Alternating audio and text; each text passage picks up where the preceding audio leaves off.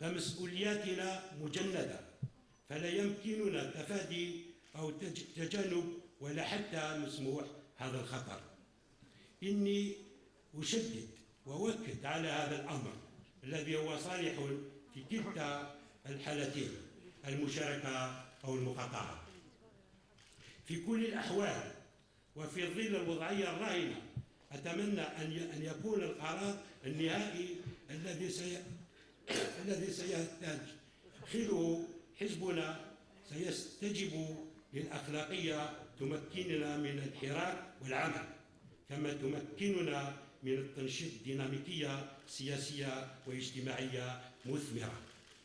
كما كان الحال بالأمس، إننا على أتم الاستعداد للحوض في الرهن الديمقراطي، كما كان الحال في 1992 في 1995 في 1999 وفي 2002. كونها رهانات ديمقراطية فإنها رهانات صالحة. سنعتمد رهان القلب والعقل. المغزى اليوم ليس في النجاح أو الفشل في الانتخابات، بل في اتخاذ قرار سياسي يعمل في إطار استراتيجية شاملة على إعادة الوطن والحياة والمستقبل للجزائريات والجزائريين. أشكركم على المتابعة. Merci pour votre attention. On fera lecture du rapport de synthèse des débats sur les échéances électorales réalisés par les camarades de la Commission stratégie et politique du Conseil national. Durant un mois, les militants, les militantes, les sympathisants du Front des forces socialistes, ainsi que des représentants de la société civile, syndicats autonomes, personnalités locales et nationales ont débattu dans un climat apaisé, dans la sérénité et avec un grand esprit de responsabilité des prochaines échéances électorales. Les deux options participées au boycotté ont chacune fait l'objet d'un examen approfondi. Chaque participant, dans un effort de réflexion, a débattu d'un point de vue et de son contraire. L'objectif étant de rechercher en définitive le plus large consensus pour la prise de décision par le Conseil national. Le souci de l'avenir du pays a été au centre de nos préoccupations.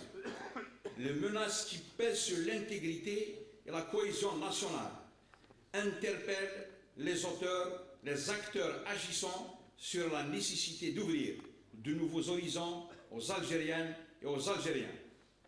Plus que jamais, la démocratie apparaît comme le principal et unique rempart aux visées déstabilisatrices, qu'elles viennent de l'intérieur ou de l'extérieur. La responsabilité des décideurs est entièrement engagée devant l'histoire. Les prochaines échéances législatives peuvent favoriser une reprise du processus démocratique ou, au contraire, précipiter notre pays dans une dérive fatale.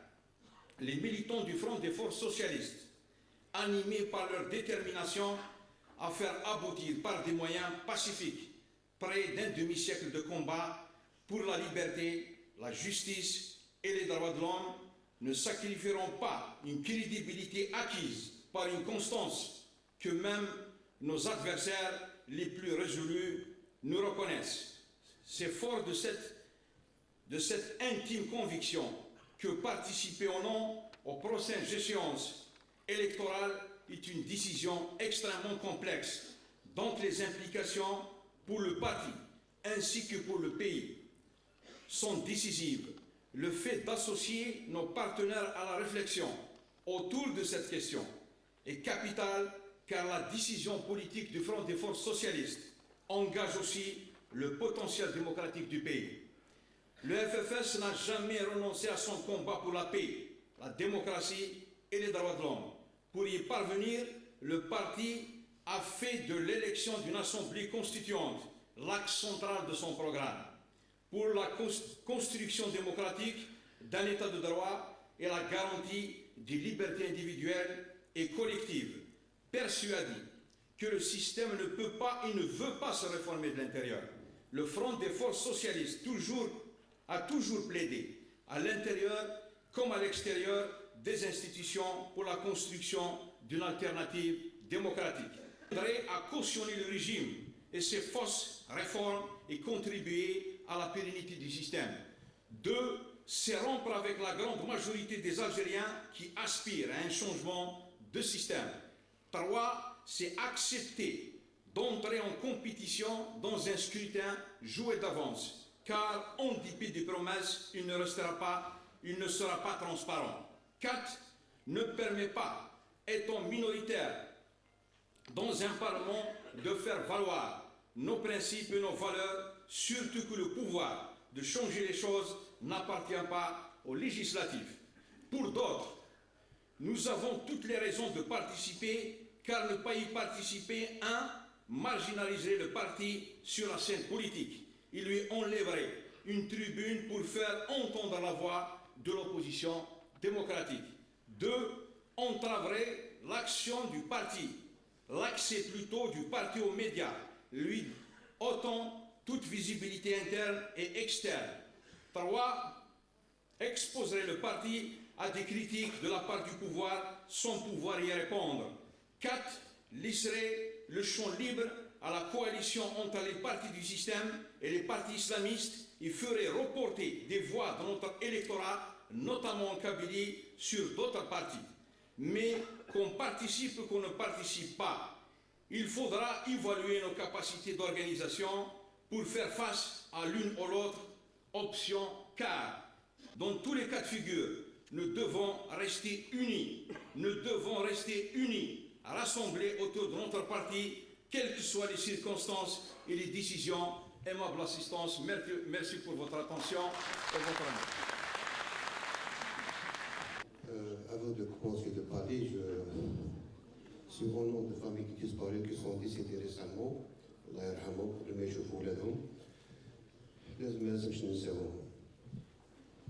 Le combat des familles disparues راكم تعرفوه depuis la disparition, la première disparition من 93.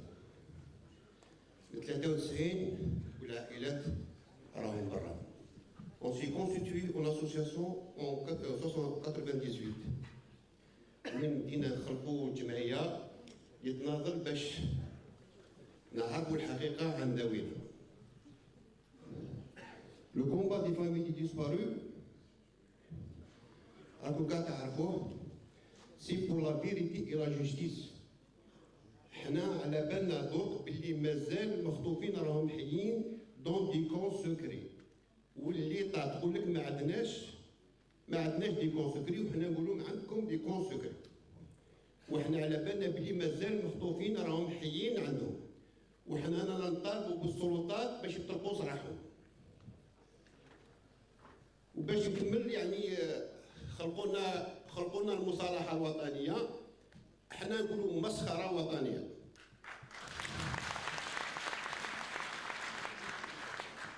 المصالحة الوطنية اللي ما يعطوش لا فيكتيم يهدر. اسكو شفتوا اون فيكتيم هدر في المحكمة؟ اسكو شفتوا اون فيكتيم عطاو لا بارول يهدر على الحقيقة تاع المخطوفين. ومن تما وين خلقنا اون كواليسيون افيك لي فيكتيم دو تيروريزم اللي رانا نخدموا معاهم، وين كانوا يقولوا لهم من قبل حنا سي دي فامي دي زيغورجور. الحمد لله رانا في 2012 on travaille ensemble la vérité et la justice pour tous les victimes et merci.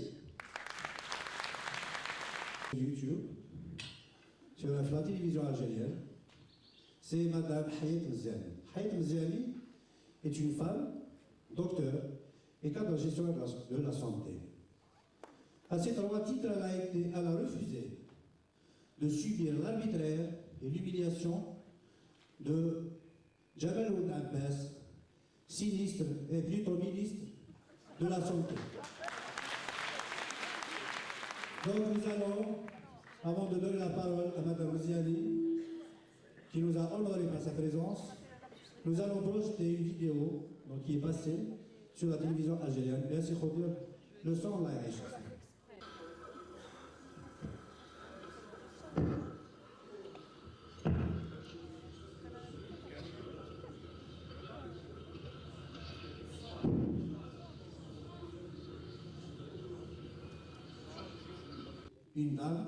Une dame qui est quand même est connue pour son intégrité, du moins ce qu'ils disent, ceux qui ont travaillé avec elle.